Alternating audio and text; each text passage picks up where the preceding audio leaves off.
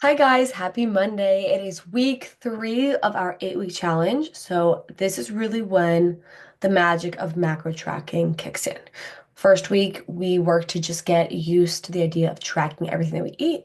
Week 2, our focus was hitting our protein goal and getting protein numbers generally up every single day. And now, week 3, we are going to dial in our calories. So the total amount of energy that we're consuming, making sure that that is in that target range, because that's really where we're going to see the fluctuations of weight when it comes to what your body actually weighs on the scale. So I'm just going to dive right into sharing my screen. Alrighty. I have a little presentation for today, so bear with me. Okay. So today's little message is on calories. I didn't realize I did not switch this picture out, so we got some cute little dolphins. Okay. So, what is a calorie? It is nothing more than just a unit to measure energy. Food contains energy, it gives us energy, and therefore, the amount of energy in a piece of food is measured in calories.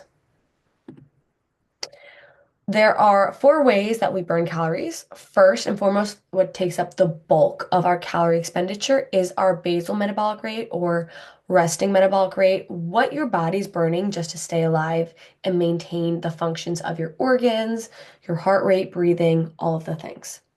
Next up, we have non-exercise activity thermogenesis. This is the moving that we're doing throughout the day. This also contributes a large part to the amount of calories we burn. Whether you're somebody completely sedentary, for the most part, you just work a desk job, you don't really get outside to walk, or if you're someone who is a restaurant server, or like myself, personal trainer, I'm running around all day. If you get a lot of movement in throughout the day, or someone who talks with your hands, things like that, you are moving and therefore you're burning calories. Then obviously the no-brainer one, just regular plain old exercise. With exercise, there are different caloric benefits to each type of exercise. So when looking at cardio, that's more going to be a sense of you burn your calories, you burn calories. When it comes to strength training, you are burning calories within that hour that you're lifting weights, but then your body actually continues to burn as it's doing the whole muscle building process. And then when you pack on muscle, that boosts your metabolism as well. So exercise, it depends what type of exercise you do, but in general, we're burning calories whenever we are working out. And then lastly, this one is overlooked, the thermic effect of feeding. Your body digesting food, both in the sense of when you're digesting any sort of food, your muscle works, but when you're eating protein, it even burns more calories because protein's a little bit tougher of a substance. So it's really churning it, breaking it down.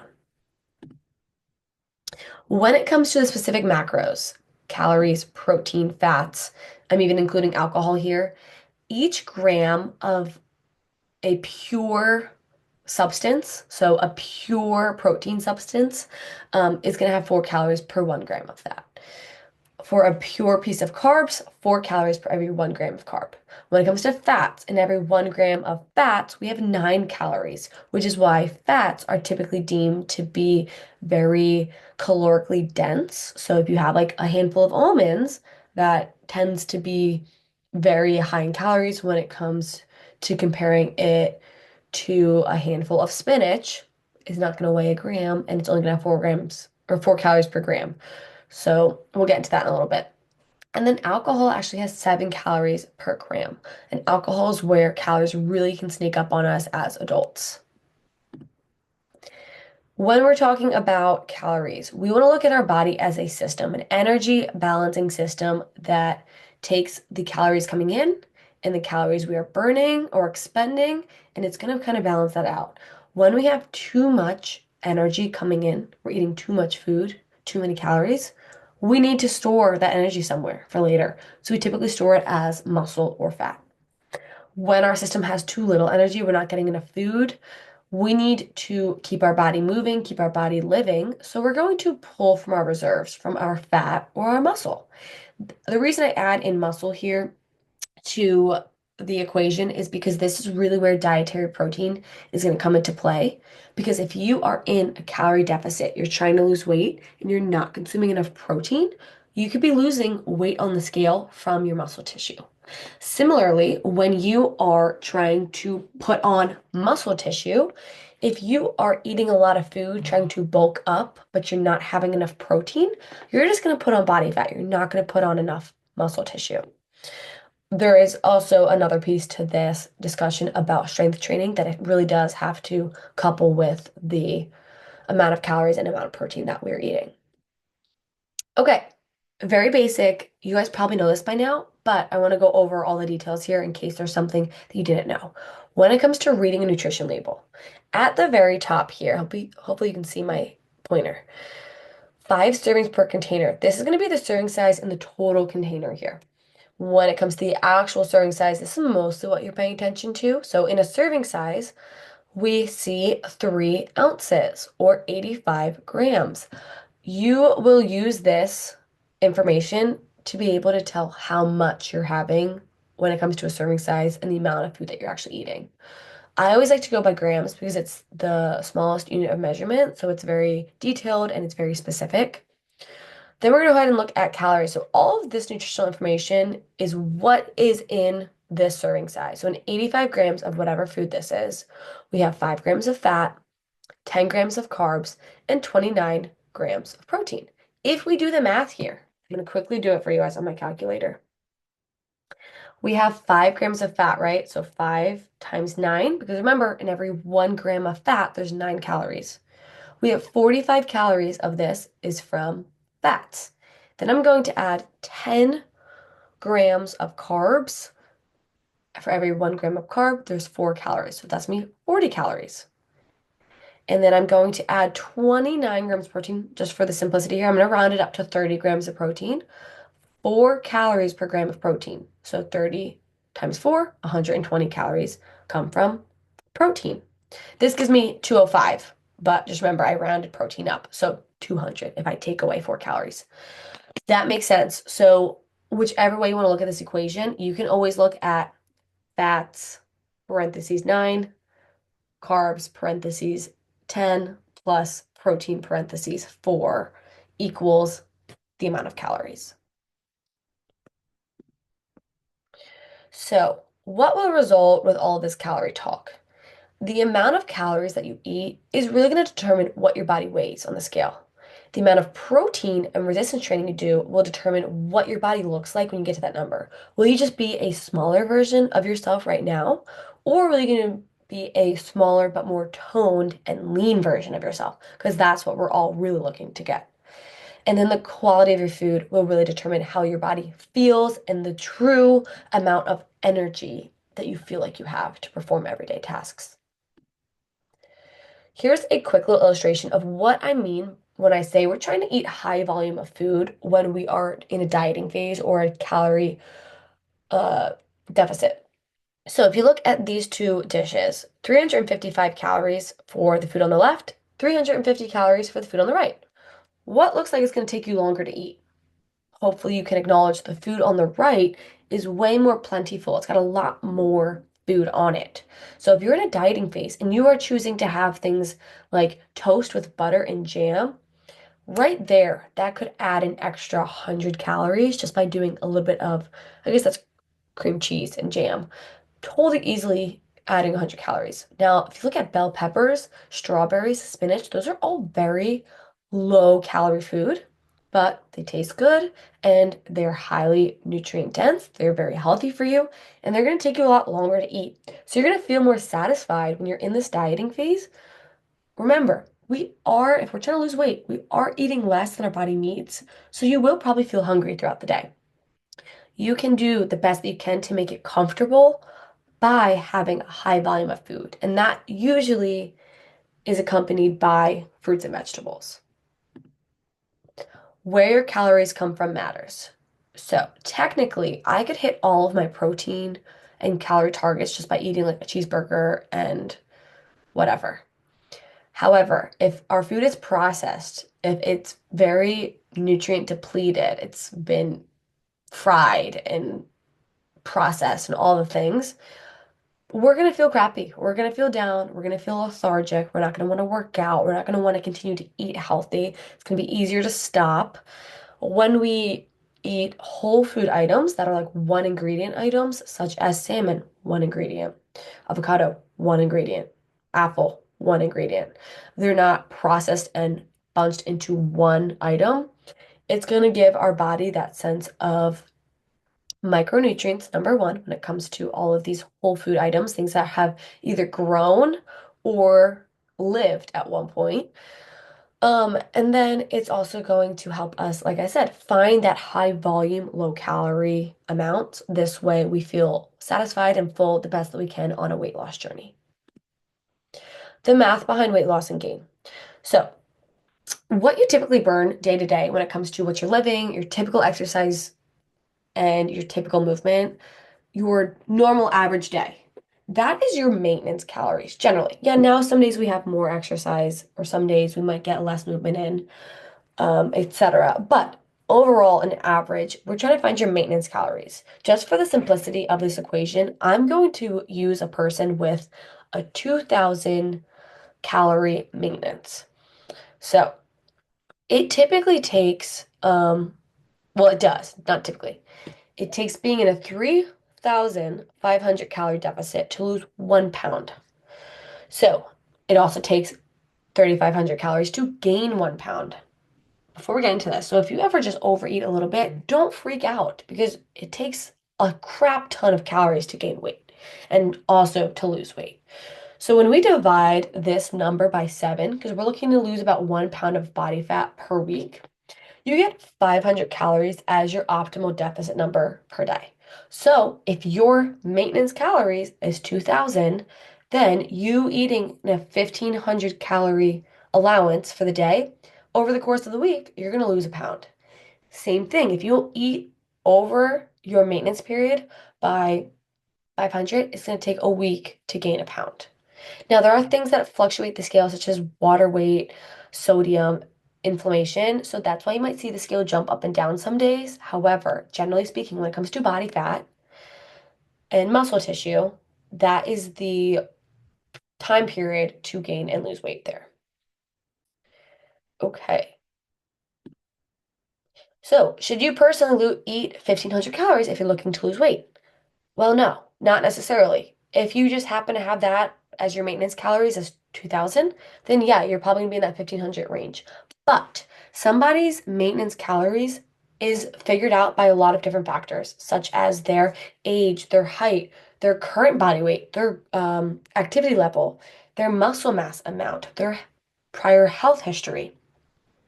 That's all going to determine what your maintenance period is. That's why someone who is 6'5" and a male is going to have very different maintenance calories than a 5'2" female.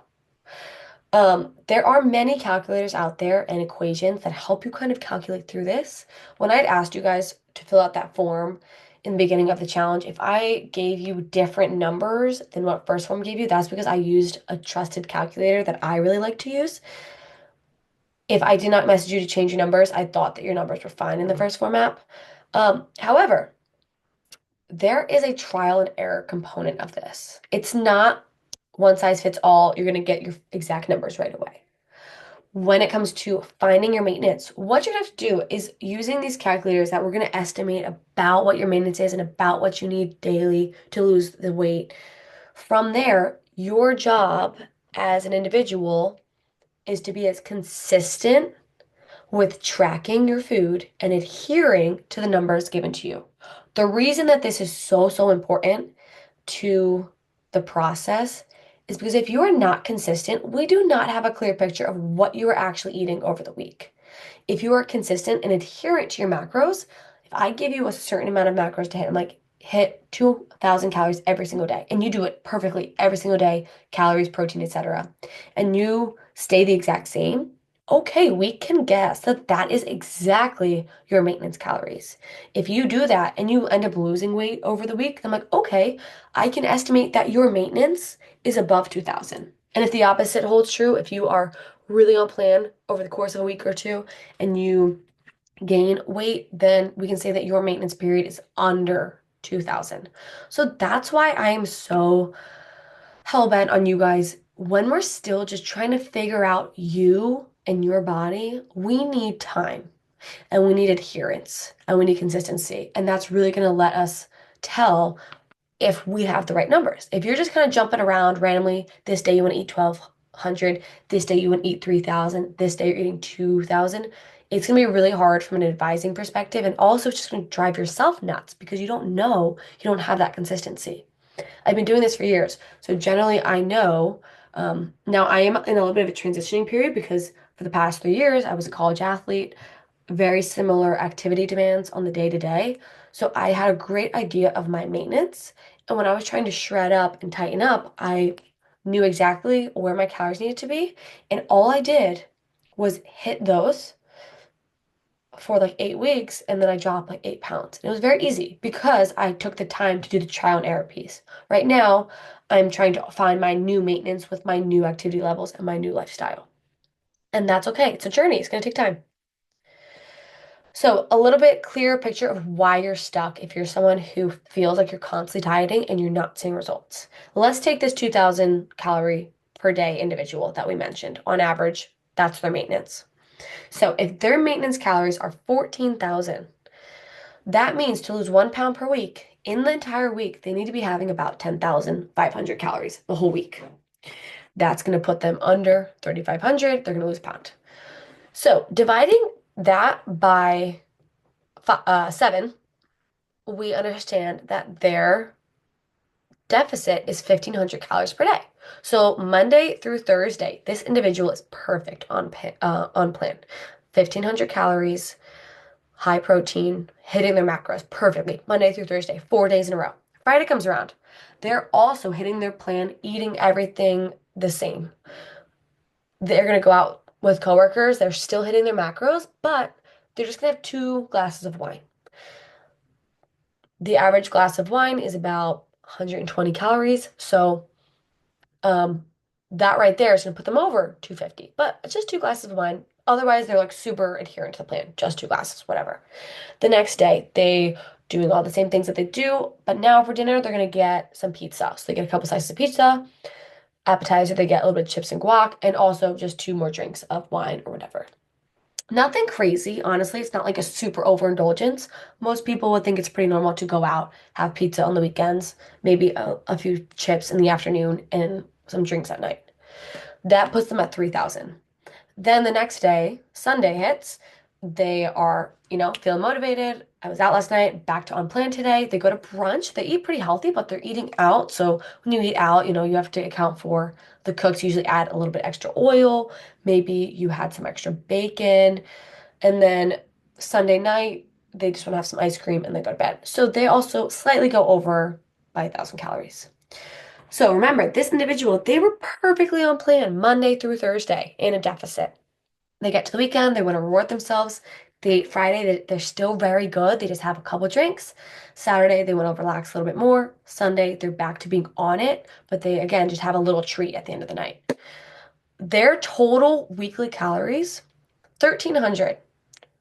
So it's not quite their maintenance, but it's pretty close to the maintenance. So they're not going to budge when it comes to the scale, but they feel like, remember, Monday through Friday, they feel like they did everything right on plan. They just kind of let loose a little bit on the weekends. Like nothing crazy. They should still see results, right? 5 out of 7 days being pretty close to plan, you would think they'd see results. This is where it could be that mind F of why am I not losing weight?